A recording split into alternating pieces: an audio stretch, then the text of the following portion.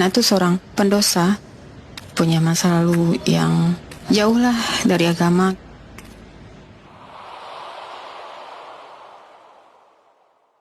Di Padang, usaha suami kolaps, kondisi benar-benar habis semuanya. Sampai kita memutuskan hijrah ke Jakarta. Niat anak itu hijrah juga meninggalkan lingkungan yang lama. Di sini mulai anak menutup aurat, ingin memperbaiki diri, ingin berubah. Kita cuma bawa ongkos doang, modal untuk buka usaha sendiri di Padang itu. Sampai di Jakarta, hadir di majelis ilmu. Di situ anak dengar Ustadz bilang, Allah memudahkan jalan orang yang berhijrah dan Allah sesuai persangka hambanya.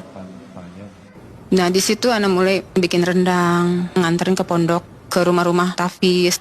Apa yang bisa Uni lakukan? Jika itu kebaikan ya Uni lakukan aja dulu.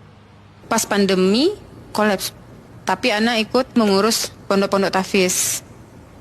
Udah hampir 1 tahun itu, qadarullah pondok itu bubar dan santrinya dipulangkan.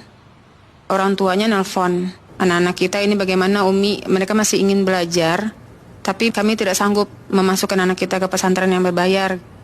Kata suami, udahlah rumah kita ini aja, bismillah. Yakin aja pasti akan Allah bantu, Allah mudahkan. Untuk makan anak-anak sendiri, sempat anak rasa makan mereka bagaimana nanti gitu. Tapi yakin sampai saat ini insya Allah pasti akan Allah cukupkan rezeki anak-anak ini. Kita sempat diusir dari kontrakan, maksudnya ternyata kita tidak sanggup bayar 3 bulan berikutnya. Hari Ahadnya kita sudah disuruh pindah. Ana bilang sama suami, kita ke kajian Ustadz dulu yuk, hari Sabtu itu. Suami bilang, kok bawa anak-anak terus makan, sementara kita kan lagi butuh uang untuk bayar kontrakan. Ana bilang, insya Allah ada aja jalannya.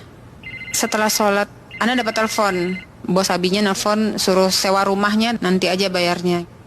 Allah tuh maha benar, Allah tuh tidak pernah ingkar dengan perkataannya, Masya Allah. Dalam setiap urusan Uni dan mengurus anak-anak ini, Uni telepon mama. Ma doain ya ma, ini semoga lancar. Karena Ana cerita sama mama gitu. Karena Uni percayakan doa orang tua itu. Masya Allah. Terus Uni juga mengajarkan bagaimana mereka bermuamalah di luar pondok.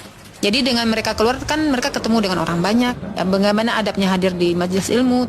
Kalaupun misalnya Uni lagi nggak ada uang untuk cukup bawa mereka makan, kita bungkus di rumah.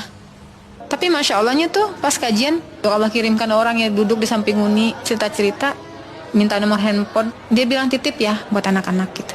Ya seperti kata Ustadz, nggak ada yang kebetulan di dunia ini kan. Dan itu sering loh. Anak-anak ini tahu, Ana bukan orang yang berkelebihan harta. Uni selalu bilang sama mereka, jangan pernah minta sama manusia ya. Minta tuh sama Allah. Kita masih sehat, tangan masih 2. Kita masih bisa berpikir, harus berjuang, harus minta sama Allah dan harus ada ikhtiar, harus ada usaha kita nak. Allah pasti akan memudahkan urusan jika kita berjuang di jalan Allah. Jangan takut dalam melakukan kebaikan di jalan Allah. Karena Allah sesuai persangka hambanya.